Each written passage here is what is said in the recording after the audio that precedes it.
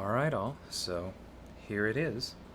We have the final single shot fight for Summer of Pain. I'm sure a lot of you have seen some of the leaked details about the multi-path, multi-fight finale that we're likely to see next week, but for now, we're just going to take a look at this ghost.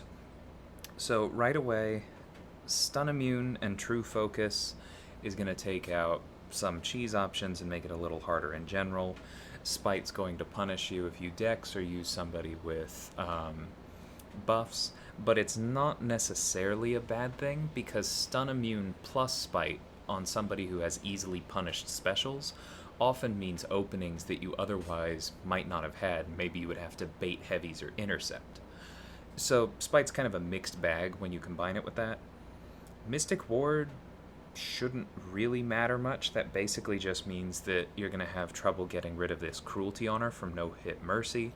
That is going to mean that she can crit through block, but there are other ways of dealing with buffs other than flat out nullification. Stagger should still work. Claire's buff immunity should work.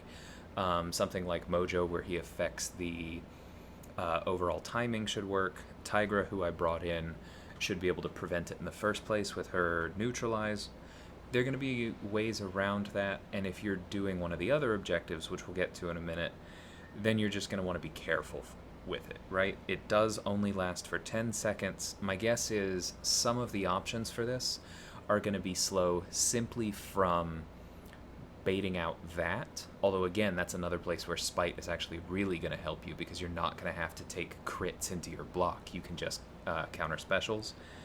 But dealing with that and this Haunted node. So when she dashes back, you're faltered for 3 seconds and there's no cooldown on this. That is a bit of a bummer. And then we also have all debuffs are then purified, so this would happen even if she can't phase, even if you use armor break on her. She's still going to purify all debuffs, not just damaging ones. And she's going to get furies off of those. And they're going to be active buffs for 10 seconds. So again, this is actually a place where alternate modes of dealing with buffs are going to be really helpful. Stagger, buff immunity, Mojo, Tigra, there are going to be options there. This could be very interesting. Mojo's biggest issue is actually that he's not going to be able to apply a lot of actual debuffs to get converted, but the others will definitely have some options. Tigra should be able to land quite a few ruptures when he purifies ruptures, because they're going to turn into buffs, and then those are going to themselves be prevented if you've kept neutralize up. It's kind of like why I like using Tigra against crossbones, because you get that double dip. It's like, I'm going to inflict a rupture, you're going to purify it, turn it into a buff, and now I'm going to inflict another rupture. And you can kind of double dip on the damage there. Now the problem is, damage dealt while faltered is reflected back. And this is all damage. So this is going to affect passives, this is going to affect direct damage, this is going to affect debuffs. It's not just landed hits. So if you're using somebody like Mojo or Tigra, where a huge chunk of their damage is either, damage over time, or they're applying damaging debuffs that you don't necessarily have much control over, there's going to be a bit of a health race involved. But should still be possible. So I've talked mostly about Mystics, which is one of the options. We also need a metal villain and a mercenary. So I already saw, I've already seen several Doom solos because he is a Mystic with access to Stagger, which, as we already talked about, makes him quite good. And I believe his heavy probably works after at least one of her specials and her heavy. And on top of that, he is both metal and a villain. If you've got a Dr. Doom, you're going to be feeling pretty good about this, and I think he will probably work for the paths that involve her next week in the finale as well. So other Mystics, I already mentioned Tigra and Claire. Both of them seem possible. Longshot should be interesting because he doesn't have a 100% chance to nullify. However, I don't think Mystic Ward works on him because his ability accuracy can only be reduced by the effects of debuffs, right? And a node like that is not a debuff. So he should still be able to nullify some of those buffs, inflict karma, gain power if you're running Mystic Dispersion, as you probably should be, and then he can throw that Fate Seal. The L2 might actually be more dangerous than the L1 here, because you're going to have that long Fate Seal, which is going to do damage and then going to get purified by the Falter. I might go with the instant bleeds on the L1 over that, but I'm not a veteran long shot player, so we'll see. Sorcerer makes sense because she has access to Armor Break, and that's going to at least deal with some of Ghost's things. They will be purified, but Sorcerer also has no direct damage or damage over time, and because she has that passive power gain and no native buffs, plus the ability to regen on block, she can just kind of play the slow game, and I think she'd be a really good option for this week.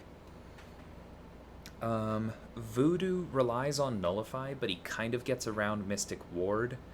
I wouldn't really recommend him because you're probably going to end up...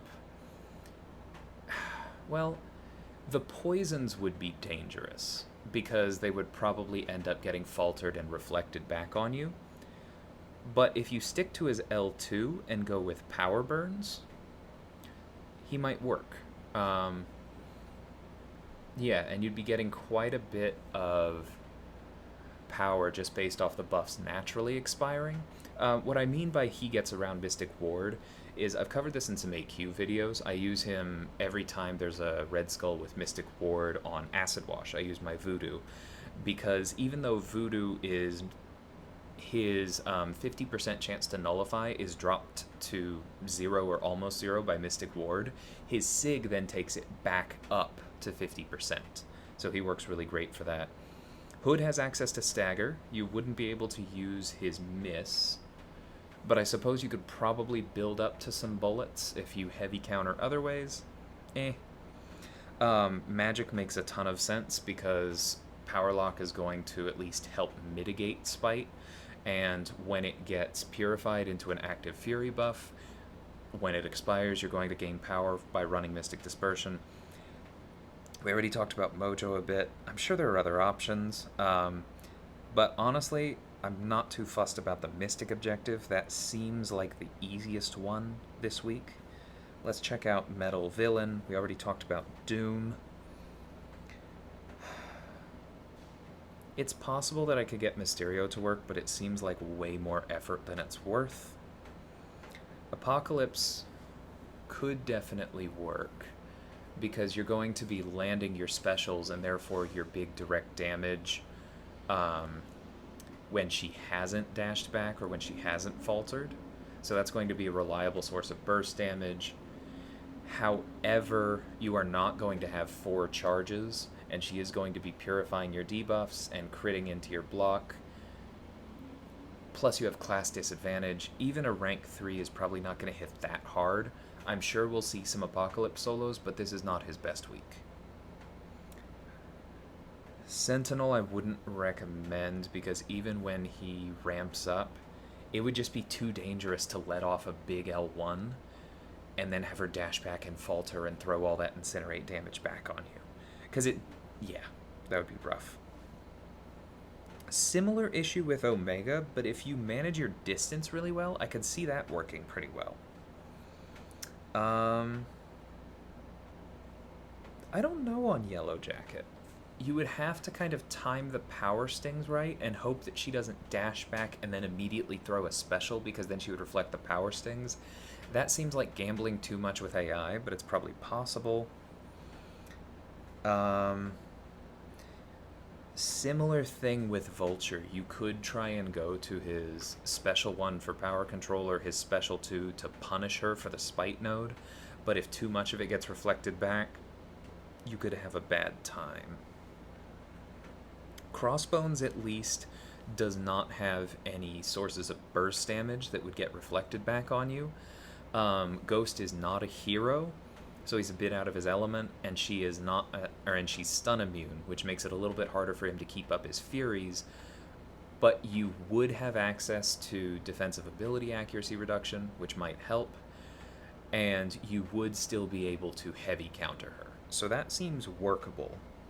Mojo, as we just discussed, also double dips, as in satisfies the Mystic objective as well as the Metal Villain one. If magic works, Dr. Octopus probably works. I don't see Ronan inflicting enough debuffs to then turn into buffs to capitalize on his dupe. Plus, she's stun immune, so you wouldn't be cheesing hit. You would actually be fighting just with his boosted attack. Doesn't seem like a great call, but it's possible. Ultron gets some pretty significant bleeds, so that one would be difficult to play around. I wouldn't recommend that. You could probably do it with Ghost, but because you can't phase for the miss, it sounds kind of difficult. And I think we're starting to run out of options here. Taskmaster would be good. That should work quite well. Yeah, that's probably about where I would stop. Annihilus might actually be solid for this. I don't know. I'm not good enough with Annihilus to really speculate on that. But let's move on to Mercenary. So first off, whenever we see a Mercenary objective, I want to use Massacre. I love using him. He is so much fun to play. He would be terrible here. He applies very long incinerates, and they would get purified and reflected back, and he would die almost instantly. Winter Soldier would give you some soft power control, but would also be feeding Spite because he gains those Furies. And because you can't bring a synergy like Killmonger, he won't hit that hard. Probably not a great idea. Gwenpool, similar issue to Massacre. Domino has debuffs, but can focus them more. And so if you get them in the right windows and she doesn't dash back during your critical bleeds, that's a big if. That should probably work. It just might take a couple tries. I'm definitely going to be using Luke, because if I mess up and push her to her special 3, I don't think there's anything about the node that would deal with his indestructible, so I have a get out of jail free card, and he can build up damage without doing any kind of damage over time. Now, he does inflict debuffs, which she's going to purify, so I would have to be very careful, but it seems like a real possibility. He can also inflict a concussion, and if it's possible for that to get around the falter, then things might get a little easier, but, you know, no guarantees. Hey, this might be Karnak's time to shine. Simply because he doesn't have any damage over time, and he gets those crits, you might be able to make something work with Karnak just by doing a lot of reliable damage, right? Wouldn't necessarily recommend it, but it's very possible. Depending on how ability accuracy reduction interacts with her falter, I could see Elektra working, but I wouldn't necessarily go there first. Nebula sounds like a long, painful way to do this. Because if you get hit and you don't die instantly, you might be able to regen, but it's not nearly as good a panic button as Luke's Indestructible, and Nebula's damage without relying on her shocks is really quite bad. But then we get Taskmaster again, so he double dips on Metal Villain and Mercenary. I expect some interesting Taskmaster solos. Hit Monkey, just from reliable damage. You'd want to stay away from the bleeds as much as possible because he's fragile, but that could definitely work. And then we're kind of running out. I don't expect anybody to try this with Deadpool X-Force. I don't know about Wolverine Weapon X. I mean, that's a very small pool, but that could be kind of cool. I can't really speculate on him enough. But I think that's probably who you're going to want to go for. If you're Cavalier and you don't have any of those, including you don't have Doom, you don't have Claire, you don't have any of the ones we talked about, then let's see. If you play carefully, Torch with his pre-fight would work, because that's a way to get damage that can't be purified, but the problem is she would still reflect the power sting, so that's maybe not the best idea in the world.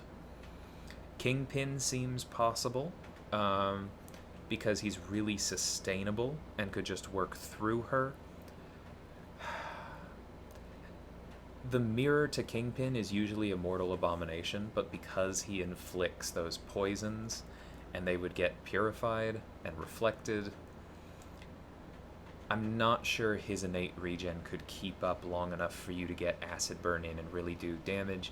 Well, and then she would just reflect the acid burn damage. Yeah, I wouldn't use Eye Bomb, but Kingpin should work. This is one of those weeks where I think that House of X Magneto would be significantly better than his red cousin because he's better in stun immune matchups, and he's slightly less reliant on debuffs because while you can inflict debuffs with that special too, I think if I were to try this with him, and maybe I would just to show him off later, but if I were to try this with him, I would focus on the special 1 for the armor break and the special 3 for the cruelty. But he's probably not that popular a rank up if you are just Cavalier. Odin can definitely do this. Warlock may be able to do this if you just time those big special 2s right. Similar idea on Guardian, time the big special 2s right.